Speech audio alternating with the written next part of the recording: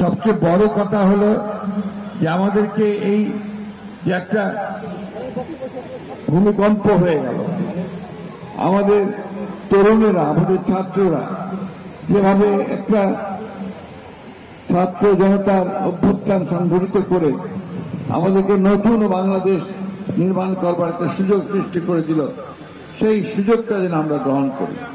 শুধু রাজনীতির ক্ষেত্রে নয়, সেটা আমরা সর্বক্ষেত্রে, খেলাধুলা, সংস্কৃতি, আমাদের জীবন, সামাজিক জীবন, শিক্ষা ক্ষেত্রে, স্বাস্থ্য ক্ষেত্রে, সর্বক্ষেত্রে যেন আমরা একটা নতুন বাংলাদেশ দেখতে পাই।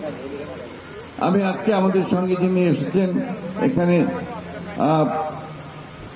এক সময়ে ঢাকা স্টেডিয়াম কাঁপানো ফুটবলার, জাতীয় টিমের ক্যাপ্টেন ছিলেন এবং তার নেতৃত্বেই সাফ ফুটবলে বাংলাদেশ জয়ী হয়েছিল। তিনি এখন রাজনীতির অঙ্গনে এসেছেন, সেখানে এসেও তিনি কিন্তু খেলাকে ভুলে যাননি। তিনি এই খেলাই শুরু করেছেন আবার। তার ঢাকা মহানগরের ফুটবল টুর্নামেন্টে আমাকে নিয়ে গিয়েছিলেন তিনি, এবং সেখানেই আলাপ হয়েছিল যে আমরা ঠাকুরগাঁয়ে ফুটবল টুর্নামেন্ট করতে পারি কিনা। আমি সেই জন্য তাকে আন্তরিকভাবে ধন্যবাদ জানাতে চাই তার সহযোগিতার জন্য। ঢাকা থেকে আজকে অনেকে এসেছেন, আমাদের কৃতি ফুটবলার সাব্বির, আমি একসময় তার ফ্যান ছিলাম। আমি আমিনুরও ফ্যান, সাব্বিরেরও ফ্যান ফুটবলে। আসলে এরা যখন মাঠে খেলতেন তখন মাঠকে তারা দাপিয়ে রাখতেন, তখন অসংখ্য দর্শক ছিল। আস্তে আস্তে ফুটবলের দর্শক কমে গেছে, ক্রিকেটের জনপ্রিয়তার সঙ্গে সঙ্গে ফুটবল যেন একটু নেমে গেছে। কিন্তু ফুটবল হচ্ছে আমাদের দেশের খেলা, মানুষের খেলা। আজকে গ্রামের মধ্যে গিয়ে দেখি যে আপনার একটা ব্যাট নিয়ে বানিয়ে ক্রিকেট খেলছে, আগে দেখতাম সেখানে ফুটবল খেলছে, কাদার মধ্যে সবাই ফুটবল খেলছে।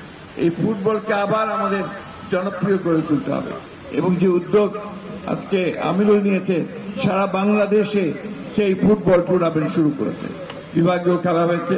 এবং এটা একটা ইউনিক ব্যাপার যে একটা রাজনৈতিক দল সে আজকে নেতৃত্ব দিচ্ছে ক্রীড়াঙ্গনে, এবং সারা বাংলাদেশে এই ফুটবল টুর্নামেন্ট শুরু হয়েছে। আমি ধন্যবাদ জানাতে চাই আমাদের ভারপ্রাপ্ত চেয়ারম্যান জনাব তারেক রহমান সাহেবকে, তার প্রত্যক্ষ মনিটরিংয়ে, প্রত্যক্ষ দিক নির্দেশনায় আজকে আমিনুল তার সহযোগীদেরকে নিয়ে এই টুর্নামেন্ট সারা দেশে করছে। আমি বক্তব্য দীর্ঘ করবো না, খেলার মাঠে বক্তব্য কখনো ভালো লাগে না। শুধু একটা কথা বলতে চাই, আজকে যে নামের টুর্নামেন্টটা হচ্ছে, জিয়া স্মৃতি ফুটবল টুর্নামেন্ট, শহীদ প্রেসিডেন্ট জিয়াউর রহমান, অনেকেই ছেলেরা হয়তো জানে না, আমাদের ছোট ছোট ছোট প্রজন্মের, তিনি ছিলেন একজন ক্ষণজন্মা মানুষ। তিনি বাংলাদেশে একটা একদলীয় শাসন ব্যবস্থাকে বহুদলীয় গণতন্ত্র নিয়ে এসেছিলেন। তিনি এই দেশের গণতন্ত্রকে মুক্ত করেছিলেন এবং এই দেশটির আমূল পরিবর্তন সাধন করেছিলেন। মাঠে, খেলাধুলার ক্ষেত্রে, সর্বক্ষেত্রে তার যে প্রত্যক্ষ হস্তক্ষেপ ছিল এবং তাকে তিনি উন্নত করবার চেষ্টা করেছিলেন, সেটা আমরা আজও মনে করি। সেই জিয়াউর রহমানকে মনে করে আসুন আমরা দেশনেত্রী বেগম খালেদা জিয়াকে স্মরণ করে, এবং আমাদের বর্তমান নেতা জনাব তারেক রহমান, যিনি আমাদের নেতৃত্ব দিচ্ছেন, এই যে পরিবর্তন, এই যে নতুনের আগমন, এইখানে তিনি সক্রিয়ভাবে নেতৃত্ব দিয়েছেন, সেই সবাই আমরা তাকে আন্তরিকভাবে ধন্যবাদ এবং কৃতজ্ঞতা জানাই। আমরা আজকের এই ফুটবল টুর্নামেন্ট শুরু করার জন্য আমি সরকার জেলা বিএনপিকে ধন্যবাদ জানাতে চাই।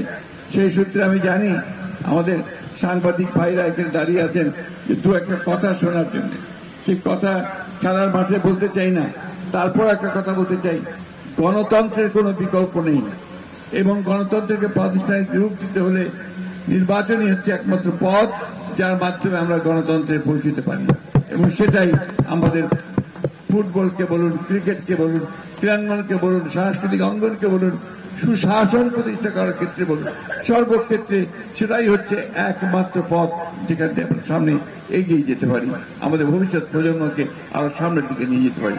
আসুন আমরা সেই লক্ষ্যে আজকে আবার নতুন করে আমাদের আরেকটা সংগ্রাম শুরু করি। ধন্যবাদ সকলকে। আসসালামু আলাইকুম।